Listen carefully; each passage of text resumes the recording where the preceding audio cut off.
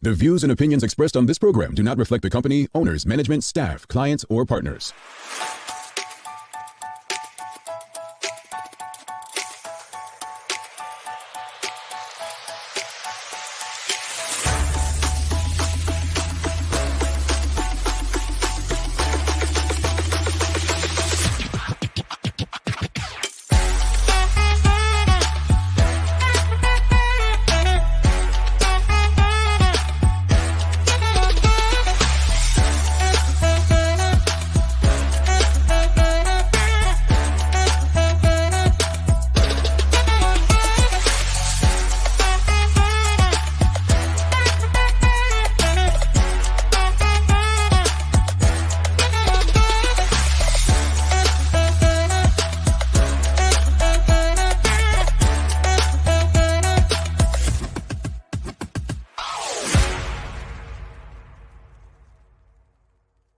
It's Thursday, the 9th day of September 2021. Welcome to the Daily Hour, brought to you by Medical House One Communications and Linda's. I'm Jamal Hartman, along with the Michaela Ian and Leanna Lambert, who will be with us in a bit to bring you the latest in her news break. One day closer to the weekend. How's it going, teacher mommy? I don't know if you should call me teacher mommy because I don't teach nothing. It's honest. But yeah, listen, I'm good. It's a little breezy. I'm not mad at the breeze. So yeah. So Michaela, you're in the East End. So traditionally, if I'm not mistaken, the East End usually gets hit the hardest when it comes to hurricanes, right? Yeah. So I'm on the North Shore side, up a bit high. So the thing is, it'll be breezy here, and then other places there'll be no wind. So I don't know if that's like an accurate representation of what's going on, because I promise you, if I get in my car and drive down the road, there'll be no breeze. Well, so enjoy it while you get it. Not too heavy winds, nice little breeze down in the East End, and thankfully Larry isn't causing too much havoc, right? Exactly. All right. Well, good morning to everyone, and thanks for making us part of your daily routine. Another good one today as we welcome the Commissioner of Education, Kalmar Richards, into the studio for a conversation. The Daily Play is a name that place. So, Michaela, it's a geography question. I think you know what? I'm not even going to say we're going to stump her with this one because she travels, and this is a very easy one for her. So, yeah, I really like the geography ones. Like, I feel like the say it, don't sing it ones used to be like my jam. And of late, they have not been. So I'm like, you know what? Let's stick to what I know, geography. All right. Okay. Well, she should be back on form today, folks. She should be back on form. We shall see.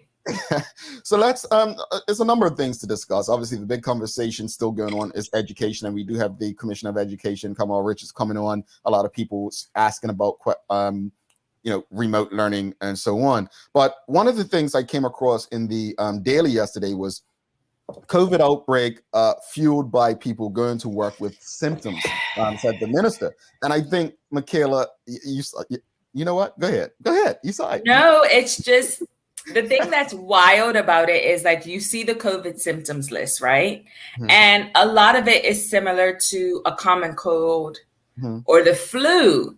So I can totally understand why someone's like, oh, my throat hurts. It's a little bit itchy, but I'm fine. Or, my nose has been running, but, I'm fine. I totally understand that. But I guess if we're talking about personal responsibility in these times, I guess if I were to feel sick, I should just immediately go and get a test, I guess. Right? Yeah. It's tricky. It's tricky. It is tricky because not everything means that you have COVID, Michaela. You know what I'm saying? Right. And that's the thing. Like, I would never immediately think, oh, my throat is scratchy, I have COVID. Yeah. And so I get it. But I come from an era, and you do as well, when I remember a time when parents didn't care if you were sick or not, right? They would still send you to school. And I'm not trying to throw my mama under the bus or anything, but back then, you had a little sniffle. You're not sick. You just don't want to go to school. Absolutely. Right? I'm not quite sure you can do that today. No, and that's the thing. So like, I mean, with nurseries, it's always been a thing, right? If your child has a slight runny nose, it's fine. However, if it turns green, they have to stay home because that means it's contagious. So it's like this weird balance now because it's like, you know, oh, I've got a slight fever. Oh my God, do I have COVID? you know, or oh my God, my nose is running. Do I need to go and get a test right now? Yeah, I mean, I feel like if you know that you have been around people who have been exposed to COVID, because we have to be very clear, and we have to remember people's confidential health information is not our business. Correct. It's not our business. So if someone who I've been around is exposed to COVID and they end up testing positive, all I need to know is that they were exposed to it. That's it. Right. I don't need to know anything other than that. So I feel like if people know that they've been around people who've been exposed to COVID and they're still coming to work, they're still going to functions, et cetera, then that's a problem. Well, and here's another angle though, and I hear you, I don't disagree with you. Another angle, Bobby Painter, she's saying people probably can't afford not to be at work. That is the hard part. You know, there are certain jobs where, you know, if they don't go, they don't get paid. There are certain jobs where if they don't go, the company doesn't run. What about those situations? Is that legal? Well, that is a good question. I mean, I've just never worked somewhere where I call in sick and I don't get paid unless I've gone past my allotment of days or whatever. Oh no, yeah, I think in you have those situations where wage workers, you know, I remember like construction, for instance. I remember if it rained, construction workers didn't get paid back in the day. I don't know if it's still like that today. I mean, that surely can't be a thing now. I can't see how that's legal. Maybe someone can enlighten us. Maybe there's a lawyer in the audience who can help us out because this just sounds wild to me. Yeah. Elizabeth Farrell says it's common sense. Basically, I believe she's saying it's common sense, not if you have symptoms not to go to work. But again, I think people, especially the way it's coming across, they'll be labeled selfish for still going into work with symptoms, right?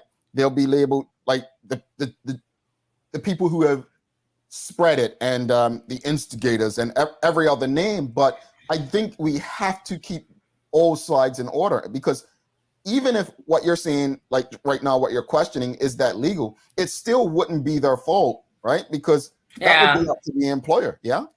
I just think it's tricky because honestly, if I'm coughing, like I have been to work and there have been people coughing.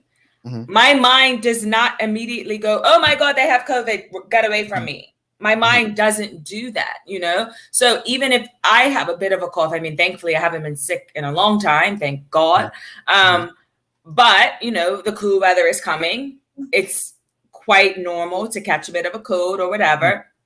Again, my mind does not immediately go to, I have a cough, let me get tested for COVID. Maybe it should. I don't know. I don't know. Yeah, I'm just not quite sure we're all right there. I hear you. Terry K says it was definitely once accepted to show up to work with mild symptoms, work, school, you name it. Rick Olson states, want to get paid, you need a doctor's note in most cases for hourly workers. Interesting. Carla John says, I wish people would stop asking random people if they have been vaccinated. It's still private health information. I find it weird that people, you know, I mean, we're in a different space. We're in a public space where we have public conversations. So Michaela and I have been very public and our reasons are very different. But I just feel like people shouldn't have to prove that they even are vaccinated or not vaccinated. I mean, I think it depends on the circumstances. I think that in your home, if you are only interested in having vaccinated people in your home, that's fine because it's your home. Like there was a couple months ago, maybe like 6 weeks ago, Gail King did an interview talking about upcoming holidays and stuff. And she was like, Thanksgiving and Christmas, family members who are not vaccinated are not allowed in my home. If you choose not to get vaccinated, sorry, not sorry, you can't come into my home. So random people, it is rude to ask. I do think that if you are around people or you're, you know, spending time with people or you're bringing people into your home and you want to ask that, I think that's perfectly fine. Yeah. Oh, I agree. I definitely agree. And what people need to realize, and it almost floats the whole discrimination thing. And I remember telling people there's a certain thing called legal discrimination. When you have a private enterprise or a private home or a private establishment, you can demand certain things. Like you can tell people, look, yes, this is my restaurant. We're not allowing people in that who are not vaccinated, who can't prove they're vaccinated. Like it's not a protected class, is what I'm saying. So I completely agree with you there. And the person's well within their rights. If you have an issue, absolutely, just don't go. Yeah, and that's just it. I mean, we know that people who are vaccinated can spread COVID. We know that. We know that people who are unvaccinated obviously can spread COVID as well. But for some people, it's a sense of security, knowing that if you come into my space, I know that you're fully vaccinated, which means that the likelihood of us getting sick is probably slim to none. So I understand that. But don't come to my house if you have symptoms of COVID. I disagree with this. Antonio Chef, Toto Belvedere, it's no one's business, period. Yes, what's no one's business? Vaccination status? Yes, it is people's business. If someone has a private entity, as Michaela just said, if you want to enter my home, it's my business. If that's something I deem that risk our safety. So I disagree with you highly. It is absolutely if you want to be in their space. Absolutely. Now, random people, back to Carla John's point, random people, no. Anyone on the street just asking you, no, it's not their business. But to say it's no one's business, that's random BS. So no, I agree. And let me just make it very clear. I did not say that in order for someone to come into my home that they need to be vaccinated. I was sharing an analogy. So let me look. I don't normally do this. But what we're not going to do is tolerate stupidity this morning. We don't ask who has STD or HIV. Mr. Belvedere. Lord. I'm going to end this conversation right now, right here, Mr. Belvedere. Seriously, because this is not a show where I'm going to go back and forth with anyone, right? I respect everyone's right to challenge whatever they don't believe in.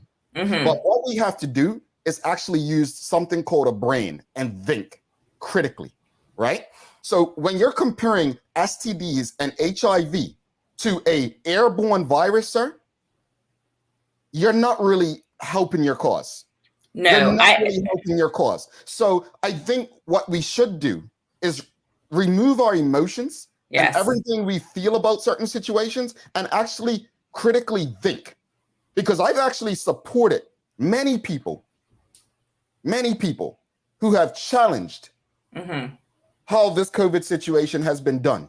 But what I can't do, especially on this show, with the audience that we have, is allow stupidity to reign over what we're trying to get across. So please do not compare having an STD or HIV to an airborne virus that people still don't understand, including some medical experts. Exactly. And let's be very clear. Let's be very clear. No one can get an STD by sitting next to someone. No one can get HIV by sitting next to someone. I can catch COVID, specifically the Delta variant, by sitting next to someone without a mask who is positive within 11 seconds. Let's be very clear about that. These are not one and the same. It's very different. We do intelligent conversation on this show. We do not spread nonsense. But you know what it reminds me of, Michaela? What? 1991. I'll never forget the press conference, as I call it. Irvin Magic Johnson announced his retirement. He also announced that he was HIV positive. Yes. What he continued to say around that time, leading up to the Barcelona 1992 Olympics, is that we have a very uneducated people. Yes. People still thought at that time you can catch HIV by touching somebody and so on. And he spoke about playing basketball and how players didn't want to play, thinking that it would be contagious in some respects and so on, whatever. This is how, again, it's silly now that you look back at it, but I just think if we're going to argue and make points, let's not be disingenuous. As Mr. Mishka Fubler is saying, referencing STDs is a disingenuous argument. Let's just be a bit more honest, if that's possible, and have a serious conversation. Exactly. All right. Moving on, we do have a big conversation coming up with the Education Commissioner, Kelmar Richards, so I don't want people to get lost on that. Mr. Belvedere, I'm going to ask you, I'm not going to read your last comment.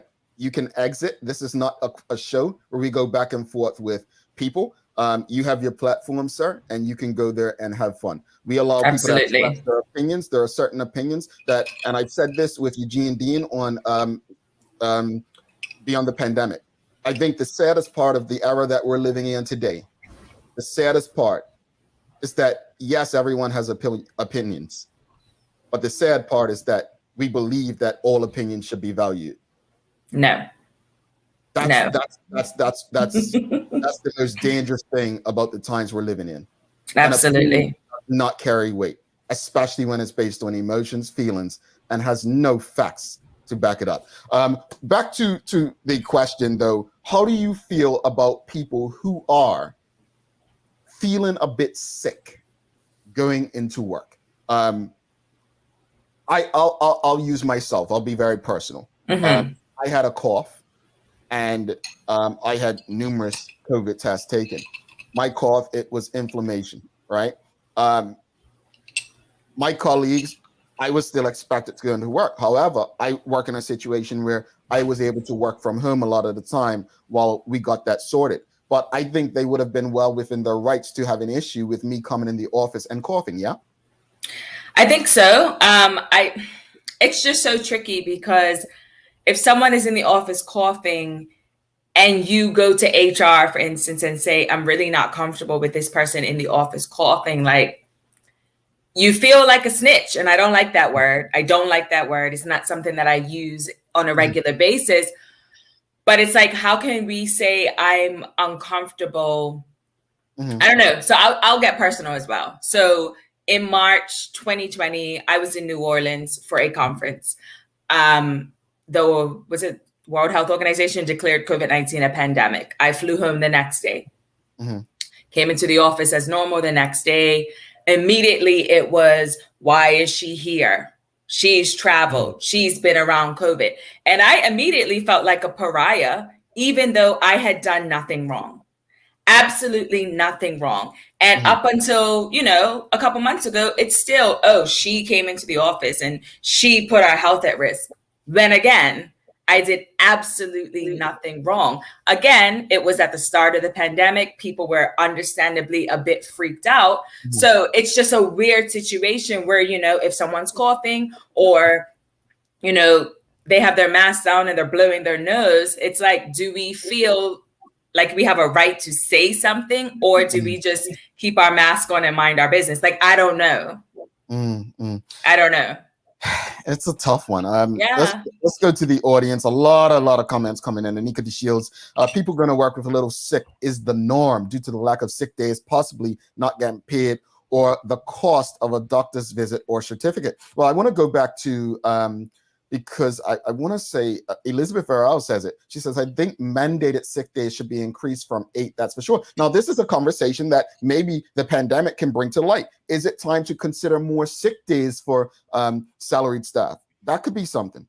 That's interesting. Yeah. I mean, I currently get 8 sick days without a doctor's note, and I think I get 8 with a doctor's note. Okay.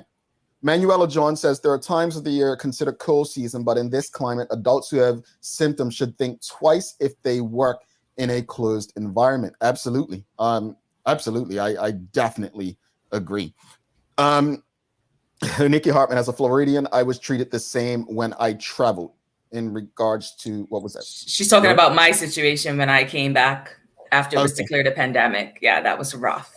Okay. Nachika Trot says, as you said earlier, it's a cultural change as well, which we have to encourage people to think differently about coughs and sneezing. Yes. But it also goes back to that whole, I mean, you might have some offices where people are working from home certain parts of the week, in office other days. So if you aren't feeling well, or you feel like you might have a symptom on a day that you're supposed to be in office, there's also this whole, you'll probably get pushback. Oh, you suddenly don't feel well when it's time to come into the office, but you felt well yesterday when you were working from home, So it's it's tricky. Something that we haven't spoken about, and we've spoken about on numerous shows before. I just think this is an opportunity where people are able to let them work from home as much as possible, right? To me, that would be on the companies, not necessarily personal responsibility. Yes, there are jobs that still require the people to be face to face and find, the necessary ways to make it happen. I went in People's Pharmacy when I was in Bermuda, and they have the glass up, like just basically what you see in most customer service places now. I think that's feasible. Would I want anyone I'm working with to wear a mask every day? I'm not a fan of it. But just because I'm not a fan of it doesn't mean that I have any professional expertise to say that they shouldn't be or should be wearing it. You know what I'm saying? So I'm not a fan of someone wearing a mask 8 hours a day. I'm not. But I'm also not a medical expert to say whether it's in their best interest or not.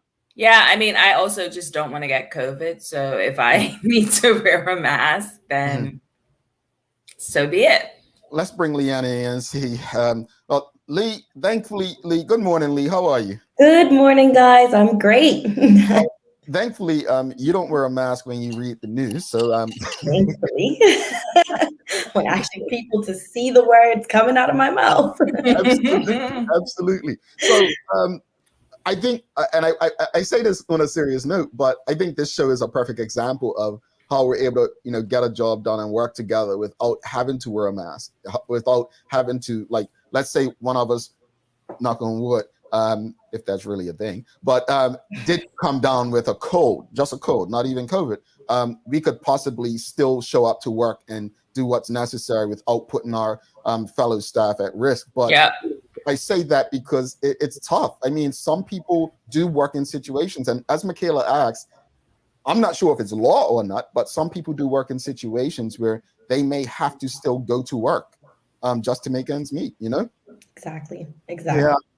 I definitely felt discriminated against, when you are in the office and you're trying to hold that coffee and not want to, and you're like, you're really like, so I think someone said it in the comments earlier about like a cultural shift. Like we really have to, navigate how we're gonna live with this thing because it's not going anywhere. But I'm with you on if you can work from home, Yeah.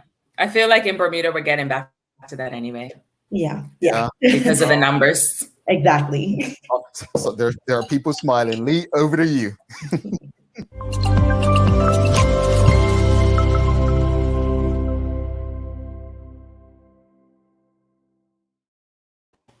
Thanks, Jamala, Michaela, and good morning to everyone that's tuned in with us today as we await Hurricane Larry's. We do hope that everyone is having a great start to their day. I'm Leanna Lambert, and it's time for our daily hour news break. So here's what's going on in today's top stories.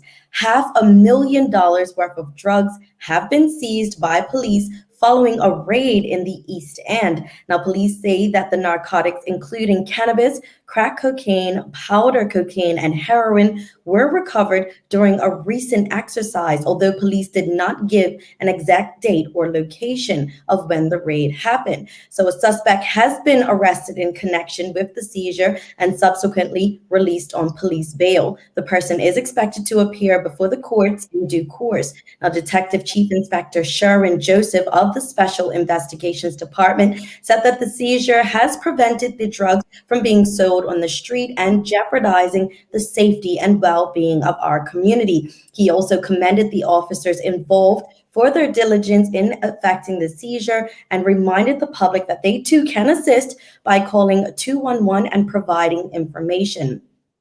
In other news, high winds and heavy rain are expected today, but the island is expected to escape the worst of Hurricane Larry. Forecasters yesterday said that a tropical storm warning was in force and that the Category 2 hurricane was still a potential threat. But its closest point of approach is expected to be about 3 p.m. today, when it will be 162 miles to the east-southeast of the island. Now, at 6 a.m. this morning, Larry was 238 miles to the east-southeast of the island, moving at about 16 miles per hour in north-northwesterly direction, and it was packing winds at about 95 miles per hour at its center. Now, as a matter of precaution, the government has urged the public to stay away from the South Shore beaches, while the Parks Department stood down the lifeguard services at the beaches because of the sea conditions. And Bermuda's first Olympic gold medal winner returned to the spotlight last night at the U.S. Open Tennis Championships as part of efforts to promote the island. Triathlon superstar Flora Duffy was a guest on the U.S. Open Facebook Live show, The Changeover, alongside tennis star Andy Roddick as the New York City event celebrated Bermuda Night. Now, on the show, Duffy showed off her gold medal and stated it got her stopped by security officials as she flew into New York. She also discussed her Olympic victory and the wave of support she had received since her July triumph in Tokyo. Now, the program was watched live by hundreds of people on the U.S. Open Facebook page, and it also highlighted that Bermuda was a 90-minute flight from New York. Taking a look at today's weather, we have a high near 85 and a low near 77 degrees. As we stated, the tropical storm warning is still in effect this morning as Hurricane Larry moves to our east. Now, we can expect cloudy skies, strengthening winds, and the potential for a few showers today. That's all for our daily hour news break, but we do hope everyone stays safe as we navigate through our first storm of the year, as well as to those students enjoy their first day back to school despite the remote learning. Let's head back to Jamal and Michaela in the studio for today's Daily Focus. Thanks so much for that, Lee. And I just wanted to say, because I don't know if you touched on it, you did announce yesterday, I believe, that it was a COVID death. So condolences, as you mentioned yesterday, again, from everyone at the Daily Hour. And folks, I just want to say continue to be safe, because if it's not a pandemic, it's a natural disaster like a hurricane. So be safe out there, Lee. Thank you so much, and we'll see you tomorrow. Most welcome. See you guys tomorrow. Bye, Lee. All right, folks. You know, to answer Carla John's question, she says, is this conversation switching to the YouTube channel? We certainly are. So if you haven't already, what do I tell them? Should I share a link that we're going to be switching to YouTube? I mean, you could be nice and share the link, or people should already have it. But I mean, the Daily Hour. Yeah, I'll share the Daily Hour. Let's go. All right, folks. We're switching to YouTube for the conversation with the Commissioner of Education, Ms. Kelmar Richards. So meet us over there. We'll be back after this. NUCO is a company impressively dedicated to the production of coconut concoctions. Their motto is coconuts for life, and however that resonates, it seems to have done the trick for vegan snack lovers. NUCO uses 3 ingredients in their wraps: pure organic and GMO-free coconut meat, coconut water, and unrefined virgin coconut oil. NUCO extols them as the all-natural alternative to bread and tortillas. This month we're featuring gluten-free NUCO organic coconut wraps in a 5-pack. Lindo's. Why go anyplace else? Mom's celebrating her 70th birthday next month. Have you noticed her age is catching up with her? Yeah. Plus, she's having a hard time getting up and around like she's used to. I would sure hate to see her fall. At Medical House Limited, we can help make life situations easier. We have electric beds, motorized scooters, bath stools, walkers, you name it. Mom's been real good to us. We'll get her birthday and Christmas gifts from Medical House. Medical House has relocated next to the Dandytown Field, number 6 Bakery Lane, Pembroke. Telephone 292-3622. All right, welcome back to the big show. She's Michaela Ian. I'm Jamal Hartman. It's the Daily Hour, brought to you by Medical House, One Communications, and Lindo's. Without further ado, let's bring in our guest for the day, Commissioner of Education. She was my vice principal. I don't want to date anyone, but the big 4-0 for me this weekend. But she was my deputy principal at Cedar Bridge some years ago, not many, some years ago. Welcome, Kelmar Richards, Commissioner of Education. Good morning, madam. Welcome to the show. Yes, good morning, and thanks so much for having me on. And you're telling some tales this morning. But I'm delighted to be here and to just to be able to connect with, of course, the two of you, as well as our parents and members of the community who may be listening in this morning. Thank you. Thank you. First day of school. So we definitely appreciate you taking the time to do this on first day of school. So let's get right to the conversation. And, I'm very honest with what I know and what I don't know. So from a principal, you are now principal of Bermuda's largest senior school, Cedar Bridge Academy. You're now the Commissioner of Education. What is the role of the Commissioner of Education, and how does it benefit students in the public system? Thank you so much for affording me the opportunity to share about my role as commissioner. and you talked about how does it benefit students, and you are on point. My role really is about students. And I just want to give you and others maybe 3 things to remember about the role of the commissioner. First of all, I'm responsible for improving the system, for improving what takes place in schools, for improving what takes place at the Department of Education, all with the aim of ensuring, just high quality instruction, high quality services for the children in our system. So strategies, looking at our processes, how we do work, and finding ways to improve those things. And I just want to underscore here the importance of the role that our school staff play, our parents play, the community and businesses as it relates to improving education. We certainly cannot do it on our own. It requires everyone focusing on and working to improve education. And the second area is really about accountability. We can require individuals to carry out certain functions. We can have processes and procedures in place that have to be followed, but it's important to have monitoring and accountability systems in place. And so part of my responsibility is to work with the team here at the department, to work with schools, and to ensure those systems are in place to ensure that we're carrying out what we need to do for Bermuda's children. And thirdly, my role focuses on communication and consultation. So it's important for me to be able to reach out to our stakeholders, to connect with them, to engage with them, and that's school staff. It also means connecting with our parents, with the community, and also with the union. So in a nutshell, those are some of the high level responsibilities that I have. And again, it's all about ensuring that our students get the very best that they deserve.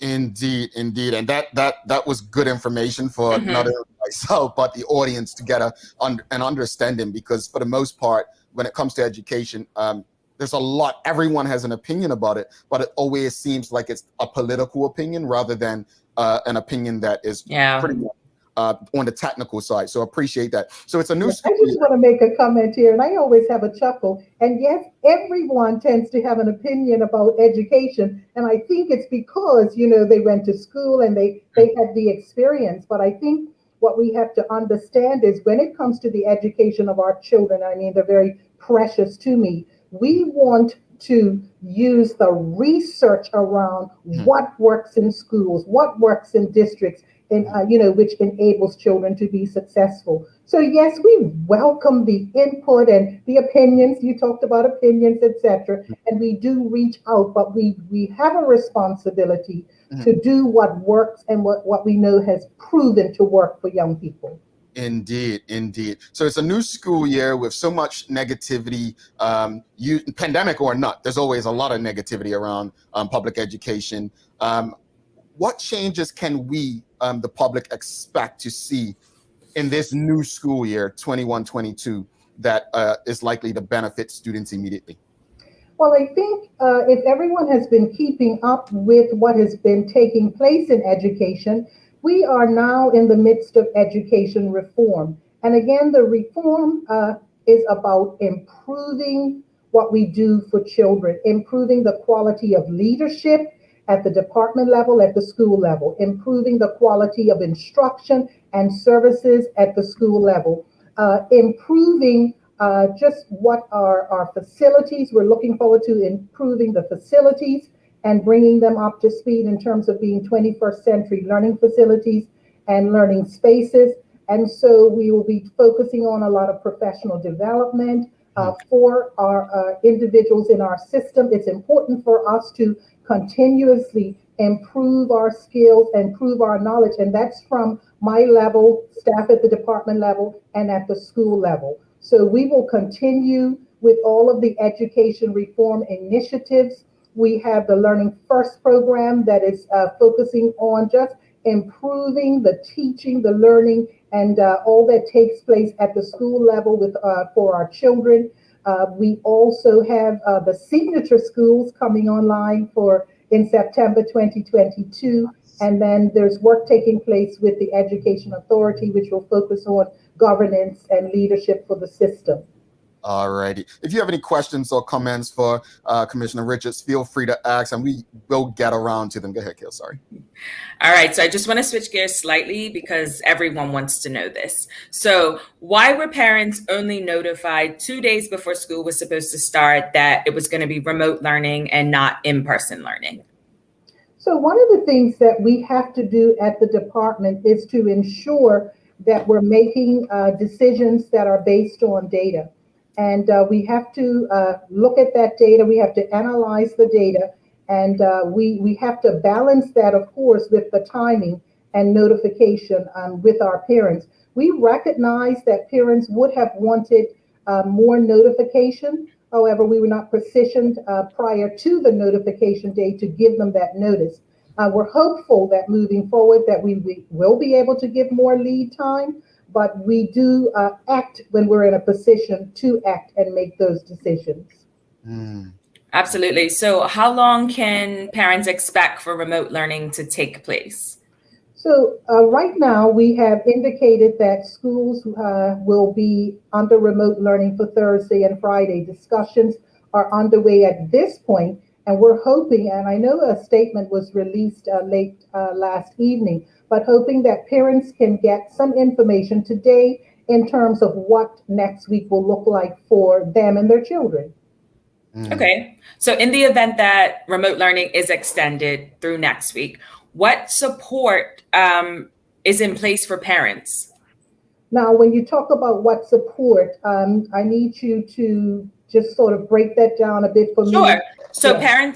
parents who cannot work from home. There are a number of parents who absolutely cannot work from home. There are households where the mother and the father cannot work from home, and the child then has to, go to the grandparent's house or an aunt's house or someone. So what kind of support is in place for these parents who just simply cannot be at home with their children while they need to learn? And I acknowledge it's a very difficult situation for parents who fall in that category. And we do recognize that when the decisions are made to just transition to remote learning, one of the things that we've talked about in the past, and it may be still challenging, but I do have to put it forward as, something for parents to consider is there has to be, parents do need a network of support.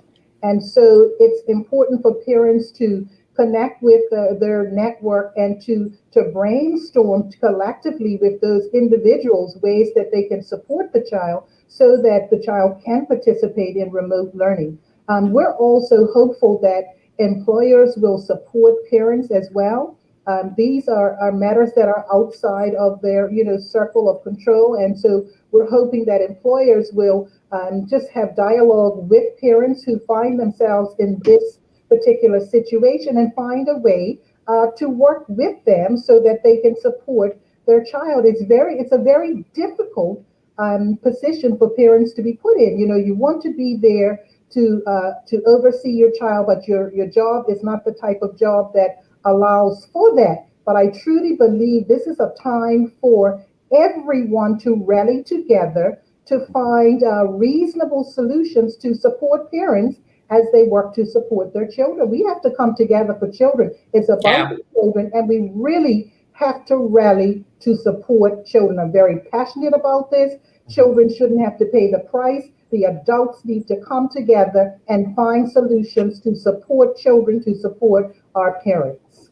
Absolutely. So what about support for teachers who have students in the public school system? They're obviously required to conduct their lessons via remote learning and also monitor their children who are in different classes. How does that work?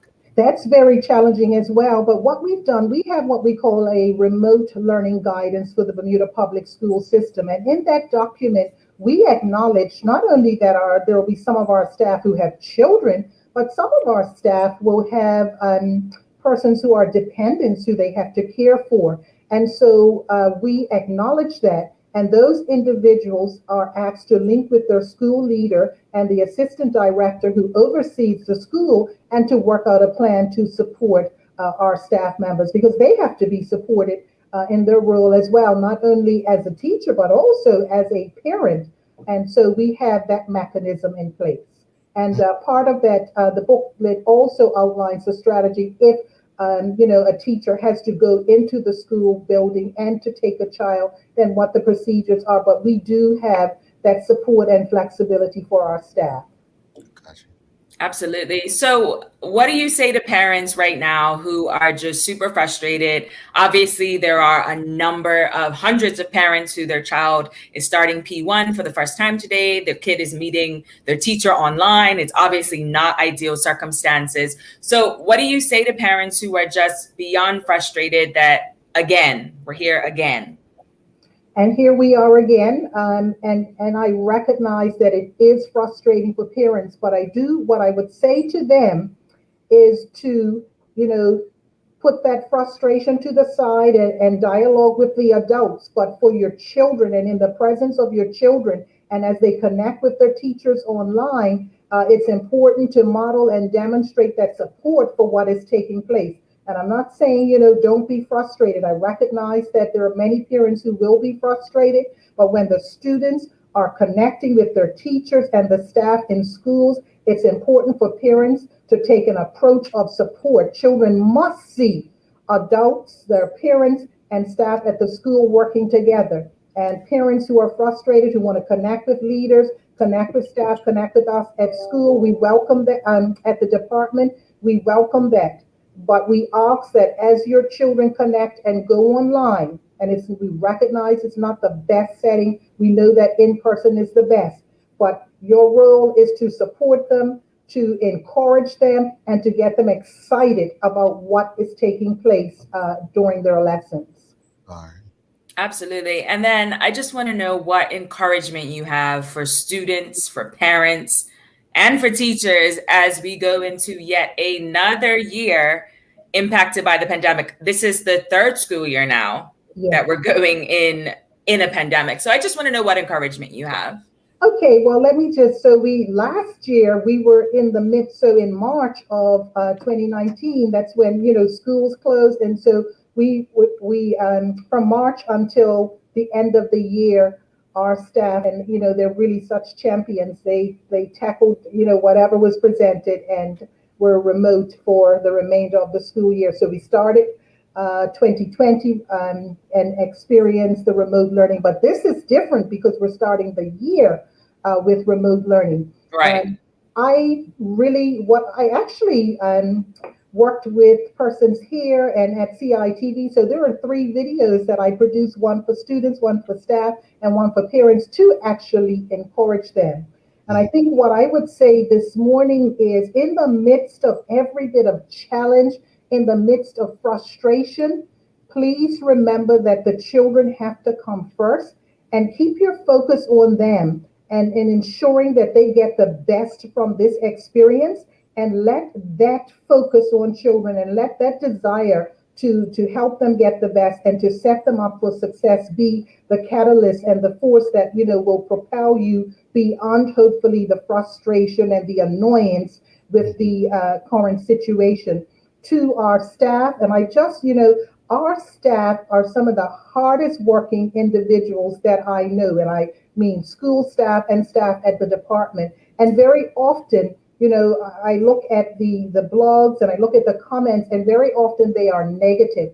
And we recognize that persons have an opinion. It's important when people are bringing forward something that is negative, that they also bring with it a solution. It's just not enough to make a negative comment without making a recommendation or sharing something that can help improve what you're frustrated about or annoyed about. But I just want to say thank you to the awesome Bermuda Public School staff, to our school principals, to our teachers, all of our specialist staff, and our custodians. We appreciate you so much. Unless people experience it, they do not know what you go through on a day-to-day basis and what you do to help our children to learn, grow, and achieve. So I do thank you for all that you do. And to our parents, you really are not only the backbone for your children, but for schools. Understand the powerful role that you play in your child's education.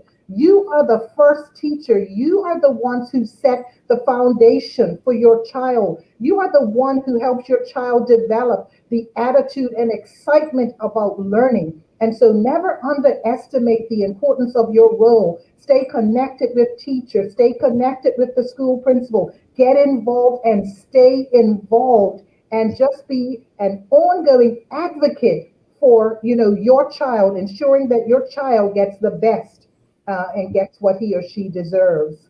All righty. Got quite a few comments coming in.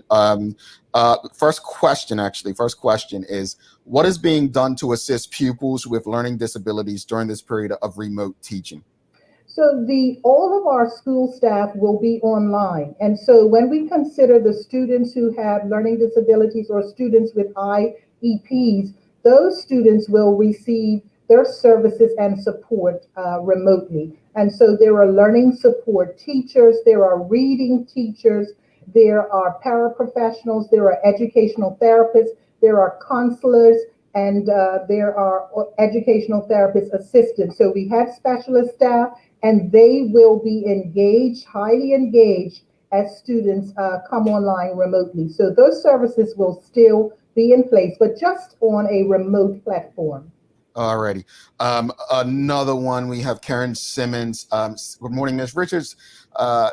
During the transformation process, will there be more focus on experiential learning experiences, non-formal educational opportunities at the senior level? Thank you so much for your question, Ms. Simmons, who is an educator and who is a former colleague of mine who did a phenomenal job in terms of family studies. But as we move forward, we're looking at project-based learning. We're looking at creating opportunities for children to connect with the environment outside of the school. So the response would be yes, definitely. And Mrs. Simmons, if you're not already on one of those teams or connected and involved, I am encouraging you to reach out to either of the senior schools and get involved, because I know what you bring to the table. All righty. Michelle Painter White says, alum, how does Department of Education, how does they use the summer to prepare for the possibility of remote education when schools start? Should have been expected. Absolutely. And so with us, we wanted to ensure that we have process and procedures in place to allow for an immediate transition. So as you know, the announcement was made a couple of days ago. We already have our remote learning guidance, which our leaders are familiar with, which steps out all of the expectations, procedures, and processes. And so our schools will have already kicked off today within 2 days with remote learning. So our systems and our strategies were in place, ready to make the pivot if necessary, and we did have to make that pivot. All right, Chico Trot has a question. Any consideration to utilize CITV to present lessons/activities that parents can do with their young people, or even offer review key concepts for middle and senior school students? Thank you, Ms. Trot. I can say that we've had discussions around that, and it's something that we certainly can consider, because the other thing is, as our teachers engage in using Zoom and engage in using Schoology, which is also an application that allows for videos to be used, that possibility of putting those videos out through CITV or on YouTube, really, they do exist. The questions are coming in for you. I mean, well, that's good. Monica Dunstan, there are many substitutes in the system now. How does Ministry of Education ensure quality teaching is still occurring in the classrooms? Thank you so much for that. Last year, we encountered, challenges with the number of substitutes, and what we did this year is to actually have a specific strategy and action plan that we have in place for bringing in subs, increasing the subs, also ensuring the professional development of subs, better evaluation of our subs, and recognition of our subs, because we recognize that any time that an adult goes before children, we want to ensure quality experiences, whether it's the teacher or whether it is the substitute. So we do have a strategy to improve what we have been doing with substitutes and to ensure that we're offering the professional development, we want to do a better job with the professional development that is offered to substitutes. Now, they can participate, there is the subs, in the professional development days that take place during the year, but we recognize that we have to do additional training with them throughout the year, and we have plans in place to do that. So thank you so much for your question. Alrighty. I want to just, I've got a few comments come in asking about well-being of teachers, and also, you know, teachers having to work second jobs and not, apparently they're not supposed to, things of that nature during like their work time. Are these things under the remit of you in terms of ensuring that people are not doing other jobs during the time, the comment says, but also it could be a point made that, and I'm just reading here, sorry, forgive me, that this is part of teacher well-being, being able to take care of themselves additionally to what they're doing. Any comment to that? I'm not sure if that came together, because I'm trying to put. I'm not clear, but I think there are two things there. Is the individual who asking the question saying that teachers are working during? Yeah, there's been reports of teachers working other jobs during their work time, and is that allowed, but also and other measures being taken place to make sure that doesn't happen. And then the second part was, what does the Ministry of Education do about the well-being of its teachers? Okay, I'm gonna just try to get some clarity here. So during work time, I don't know if that means during the 8:30 to 3:30s, and if that's the case, then that should not be happening. I'm not sure how that could be happening, but if that's, you can see I'm taken aback, because between 8:30 and 3:30, staff are assigned to specific responsibilities. And so we would certainly have to look into that. Now, as it relates to teachers working outside of work hours, they can do that. They have to actually go through a process where they apply to do that, and it's deliberated and the decision's made whether they actually can proceed with working after or outside of work hours. So I just want to make that distinction. So I don't know whether someone's implying that there are people working during the workday. So that's something that I'm noting, and something that certainly raises a red flag for me. Indeed. As it relates to the well-being of our staff, is the department responsible? Absolutely. But there's a joint responsibility. Staff have a responsibility to look after themselves, make good decisions around their health and well-being. We have a responsibility to support our school leaders and our school staff. We partner, and we have an awesome partnership with the EAP. Our staff can reach out for individual support. Now, that can be support for anything where it's stressful. It can be support for maintaining balance. It can be support with finances. It can be what EAP offers so many services, so that individual support is there. They have to reach out, and it's private. We don't know who reaches out. You know, that is private. Now, as it relates to doing things for the staff, what we have done is, if the leader notices that there are pockets of staff, or maybe the staff do need support, social, emotional support, then we connect with EAP. They send their individuals in, and they go in and they support. When we have our professional development days throughout the year, EAP staff actually conduct workshops for persons in the system, and then they have what we call office hours, so that they can deal with individuals who want to have that personalized interaction. And so we are committed to that. We collected the data around that, and it's just this ongoing support from EAP. We do our best when our leaders reach out to us about matters pertaining to staff to support them in resolving issues. Our assistant directors mainly do that, and they really do a great job supporting leaders around that. All right, we're out of time, but I want to. We have about 3 questions I want to get through real quickly. Carla J is asking, is there any consideration for future remote learning opportunities for upper year high school students who actually flourish using remote learning? Absolutely. I'm so glad you asked that. When we consider education of the future, yes, students will be able to access their learnings remotely. And not only between 8:30 and 3:30, we foresee offering courses later in the day, into the evening, into the early night as well, because there are many students who prefer to learn later in the day. So those possibilities are being factored into the transformation of the Bermuda public school system. So I'm excited for students about that. I'm excited for teachers because there are some teachers who may prefer to teach and provide services later in the day and into the early evening. So those opportunities will exist as well. All right. One last question before we head out. Sean Smith's asking, teaching seems a woman-dominated field. What is the department doing to encourage more males to become teachers?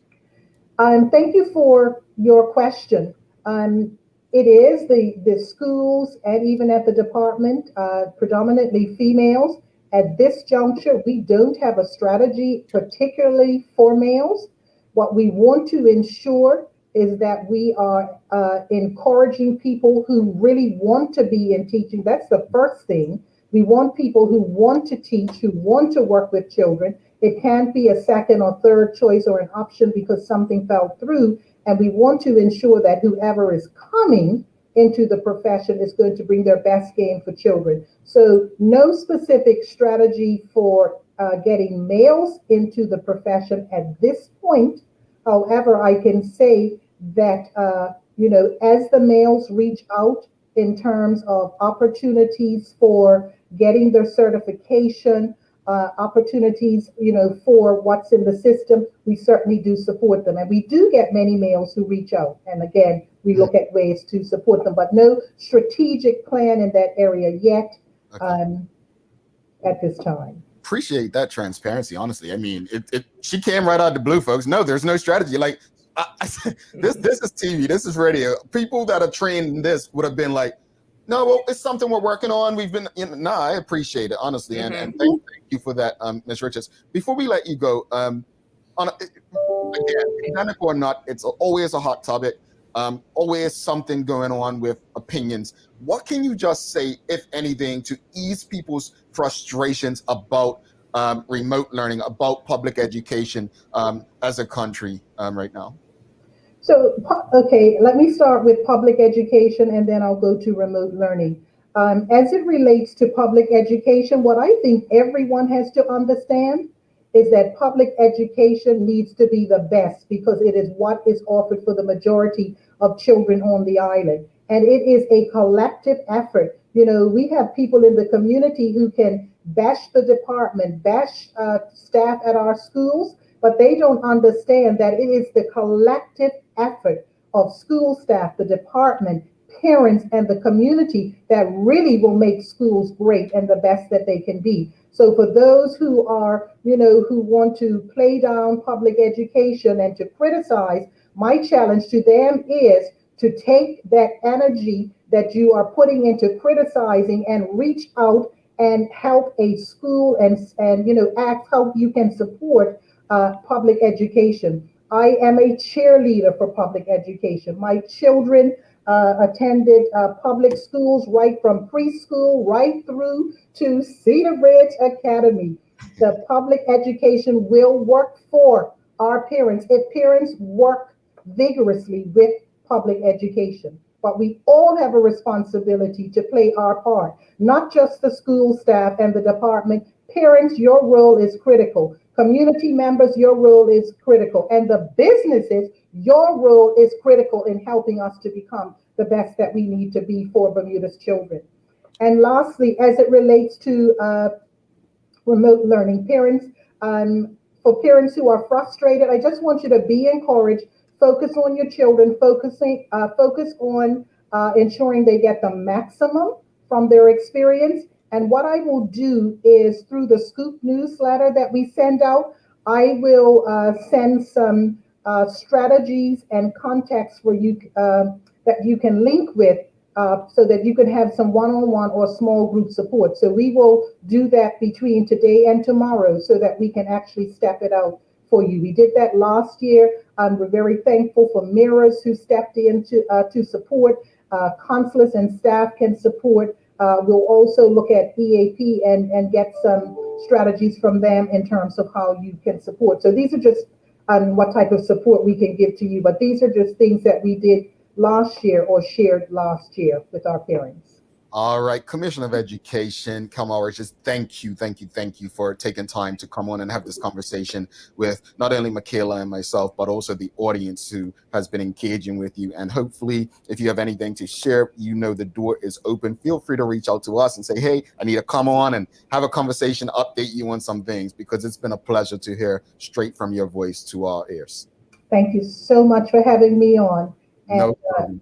Just have a great day, everyone. You as well. All you as well. Thank you. Okay, thank you. Bye. All right. Thanks again to the commissioner. If you enjoyed that conversation, you know what to do, folks. If you're on YouTube, just hit the like button. Make sure you hit the subscribe button and make sure you hit the notifications button. Honestly, what I appreciate about conversations like this is, you know, it's not often that Ms. Richards is out there in the public. So you're getting to ask her questions and engage with her. And I appreciate this audience so much for being respectful. For asking her questions, and I appreciate her transparency for answering directly to what you're asking. So these are the kind of conversations this show was built for. So appreciation goes to all sides. We are out of time, but we will be back with the Daily Play. We will be back also with the Daily Inspiration. So don't go anywhere.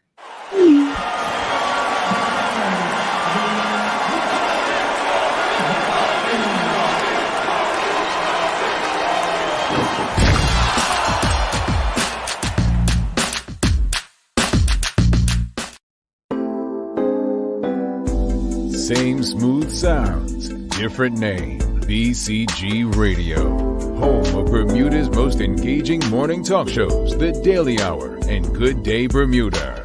Download the app available for Android and Apple devices. BCG Radio, your station for conversations and entertainment.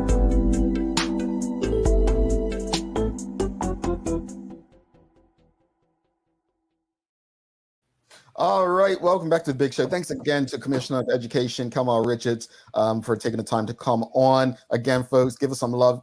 Hit that like button. Make sure you subscribe and hit the notifications. It's time for the Daily Play. Thanks again to One Communications, Medical St. Linda's. Time for the Daily Play, brought to you by Heineken 0.0. Great taste, no alcohol.